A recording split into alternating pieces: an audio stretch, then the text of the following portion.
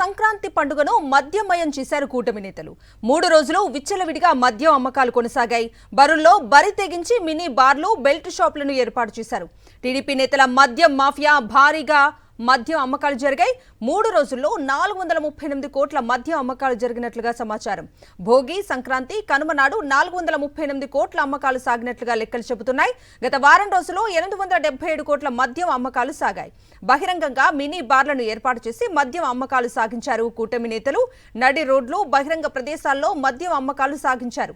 పండగ వేళ అధిక ధరలకు మద్యం అమ్మి జనం జేబులు గుల్ల చేసింది లిక్కర్ సిండికేట్.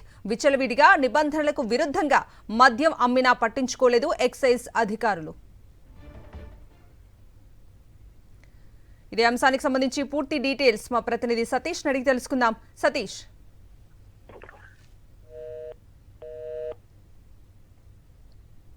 మద్యం సిండికేట్ ఏదైతే ఉందో విచ్చలవిడిగా మద్యం అమ్మకాలు జరిపించింది. బహిరంగంగా ఎక్కడ పడితే అక్కడ బరులను ఏర్పాటు చేసి ఆ బరుల దగ్గరే బార్లను, మినీ బార్లను ఎలాంటి అనుమతులు లేకుండా నడి రోడ్డు మీద తాగేలాగా, బహిరంగ ప్రదేశాల్లో తాగేలాగా చిన్నపిల్లలు, మహిళలు అక్కడ సంక్రాంతి సంబరాలకు వస్తున్నా సరే అక్కడే మద్యం ఏర్లే పారించారు. సో ఈ నేపథ్యంలోనే ఈ 3 రోజుల్లో రికార్డు స్థాయిలో మద్యం అమ్మకాలు జరిగాయి. కేవలం భోగి, సంక్రాంతి, కనుమ ఈ 3 రోజుల్లోనే 438 కోట్ల రూపాయల మద్యం అమ్మకాలు జరిగాయి.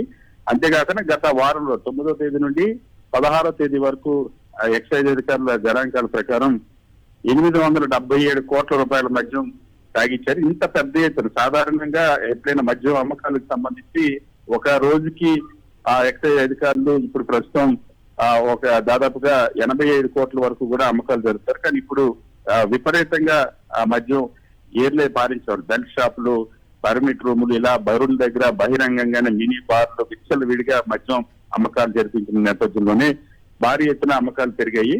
కేవలం ఈ 3 రోజుల్లోనే 438 కోట్ల రూపాయలు, 9వ తేదీ నుండి 16వ తేదీ వరకు 877 కోట్లు. అదేవిధంగా ఈ ఏడాదిలో ఈ సంవత్సరంలోనే ఈ జనవరిలోనే న్యూ ఇయర్ సందర్భంగా కూడా 543 కోట్ల రూపాయలు 3 రోజులు విక్రయాలు జరిపారు. ఇప్పుడు సంక్రాంతి సందర్భంగా 438 కోట్లు జరిపారు. సో తెలుగుదేశం పార్టీ నాయకులు వాళ్ళు ఏర్పాటు చేసుకున్న బరుల్లో వాళ్ళ మద్యం షాపుల ద్వారా పండగని క్యాష్ చేసుకోవడానికి విచ్చలవిడిగా మద్యం అమ్మకాలు జరిపించడం పట్ల సర్వత్రా విమర్శలు